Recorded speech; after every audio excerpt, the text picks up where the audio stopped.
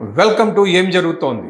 నా పేరు కోపల్లి ఫణికుమార్, తెలంగాణ ఫెడరల్ నుంచి. ఎస్ఐఆర్ ప్రక్రియ తర్వాత మొన్న 10వ తేదీన ఈ వ్యవహారం అంతా ముగిసింది.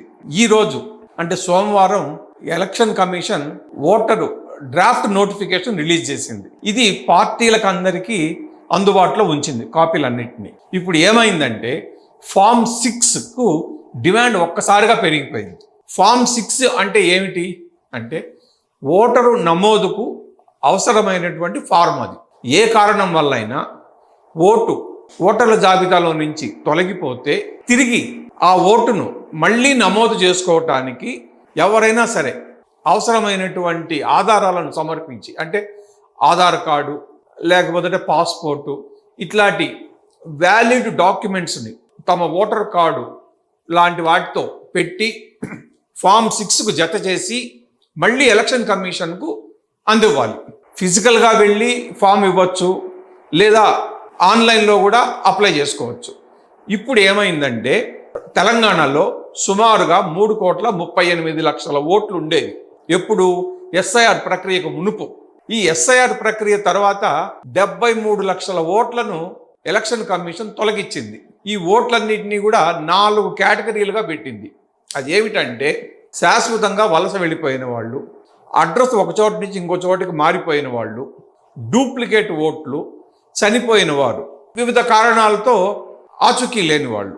సో ఈ వ్యవహారాలతో ఏమైపోతుందంటే 73 లక్షల ఓట్లను ఏ విధంగానూ మళ్ళీ చేర్చుకోలేని కేటగిరీలోకి ఎలక్షన్ కమిషన్ చేర్చేసింది. ఈ 73 లక్షల ఓట్ల మీదనే పార్టీలన్నీ, అంటే ప్రధానంగా ఇటు కాంగ్రెస్ ఇటు బీఆర్ఎస్ దృష్టి పెట్టాయి.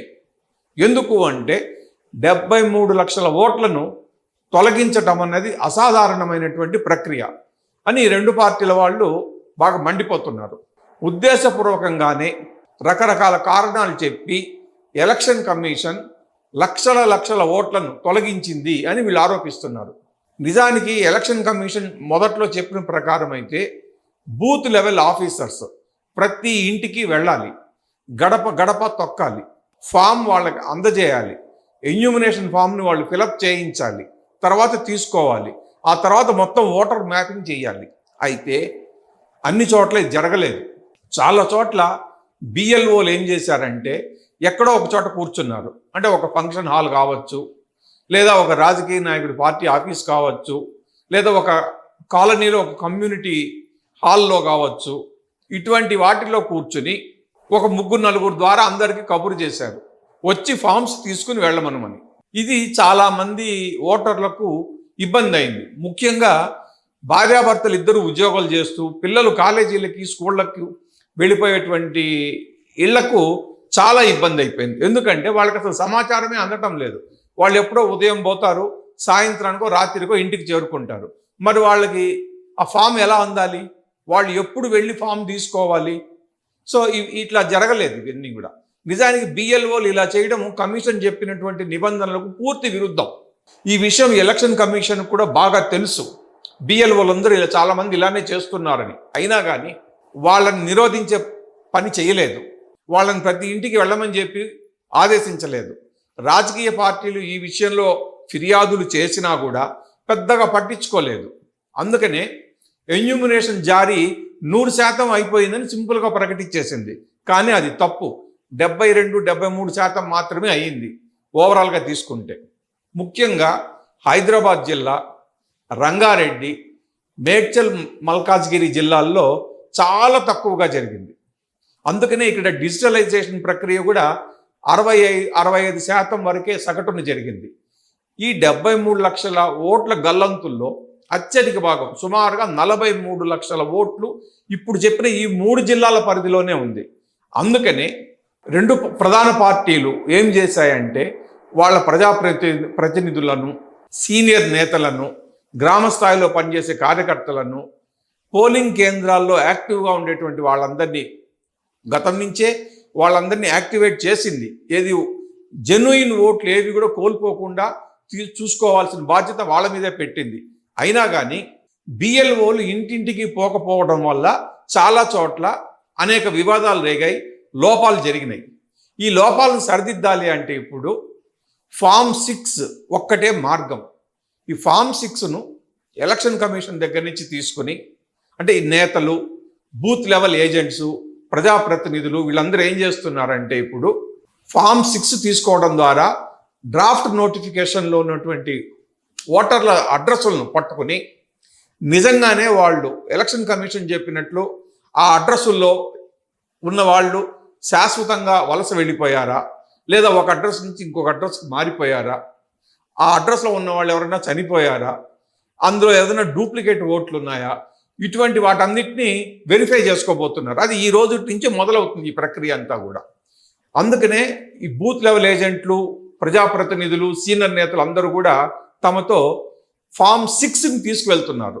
ఆ ఇళ్లకు వెళ్ళి అక్కడ కూర్చుని ఫామ్ 6ను జెన్యూన్గా ఉండి పోయిన ఓట్లను మళ్ళీ వాళ్లతోనే పూర్తిగా పూరించి వాళ్ళ వాదనకు మద్దతుగా ఏదన్నా డాక్యుమెంట్ను కూడా ఎలక్షన్ కమిషన్ జత చేసి ఇచ్చేటట్లుగా ఈ రెండు పార్టీలు సమాయత్తమవుతున్నాయి. ఇందులో భాగంగానే అన్ని పార్టీలు డౌన్లోడ్ చేసుకుని డ్రాఫ్ట్ నోటిఫికేషన్లను నియోజకవర్గాల వారీగా, పోలింగ్ కేంద్రాల వారీగా జాబితాలను విడగొట్టి వాళ్ళ నేతలందరికీ పంచుతున్నాయి.